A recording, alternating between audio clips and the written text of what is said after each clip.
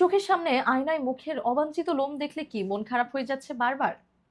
কিভাবে খুব সহজে মুখ পরিষ্কার করবেন এই সলিউশনটা পাচ্ছেনই না কোথাও থেকে। আজকে শেয়ার করব দারুণ একটা টিপস। মুখের অবাঞ্ছিত লোম ঘরে বসেই ঘরোয়া সিস্টেমে ঘরোয়া ফেস প্যাক দিয়ে কিভাবে দূর করতে পারবেন সেই ব্যাপারে আপনার সাথে শেয়ার করব। আজকে আমরা জানবো মসুর ডালের ফেস প্যাক কিভাবে বানাবো। এর জন্য লাগবে ১ চা চামচ মসুর ডাল গুঁড়া, ১ চা চামচ চালের গুঁড়া, ১ চা চামচ দুধ আর ১ চা চামচ বাদাম তেল। সব উপকরণ ভালোভাবে মিশিয়ে নিন। এবারে মিশ্রণটি মুখে লাগান আর রেখে দিতে হবে মাত্র ৫ মিনিট। তারপর আলতো আলতো করে শুকিয়ে গেলে আপনার মুখ রাব করতে হবে উপরের দিকে।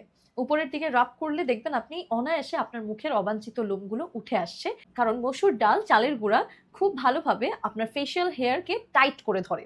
তো যখন এটা শুকিয়ে যাবে তখন আপনি যখন হাত দিয়ে উপরের দিকে টেনে বের করার চেষ্টা করবেন, দেখবেন এটি অনায়াসে বের হয়ে আসছে।